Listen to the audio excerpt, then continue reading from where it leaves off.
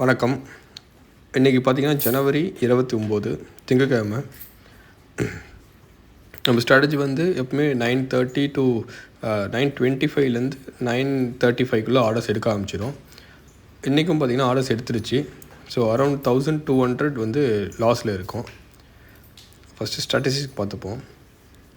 இது வந்து நம்மளோட பிஎன்எல்லோட சார்ட்டு.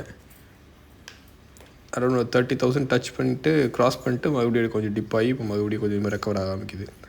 இதுக்கு கேபிட்டல் பார்த்திங்கன்னா இந்த ஸ்ட்ராட்டஜிக்கு அரௌண்ட் 90,000 தேவை. ஆவரேஜாக மந்த்லி ப்ராஃபிட் பார்த்திங்கன்னா 6.17% கொடுத்துன்னு இருக்குது. Overall total return of investment வந்து 28% கொடுத்துருக்கு. ஹைலைட் பண்ணுற பார்த்திங்கன்னா அதுதான் வந்து average monthly rate of interest. So drawdown பார்த்திங்கன்னா 9.25%. இது வந்து monthly breakup September, October, November, December, Jan. Around 1400-450 லாஸில் தான் இருக்குது. தொடர்ந்து பார்ப்போம். ஸோ லிமிட்டை பார்த்துப்போம். லிமிட் பார்த்திங்கன்னா காலையில் ஆரம்பிக்கும் போது 1,24,895, அரௌண்ட் 1,25,000 வச்சு நம்ம இன்றைக்கி ஸ்டார்ட் பண்ணியிருக்கோம்.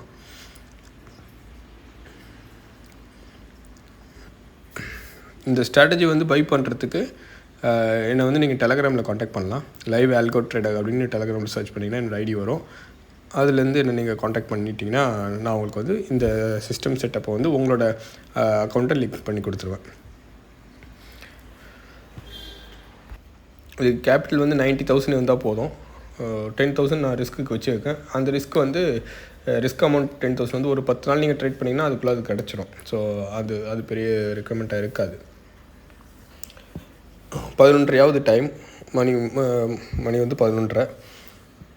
அரௌண்ட் ஒரு 2,400 லாஸில் தான் இருக்கும்.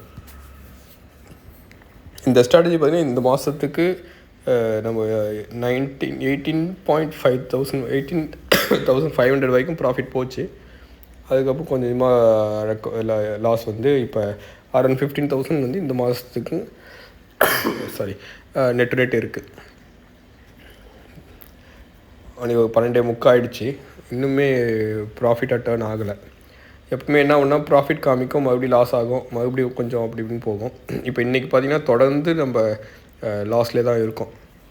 ஸோ இன்றைக்கி தெரியல எவ்வளோ வந்து ப்ராஃபிட் எடுக்க முடியும்னு.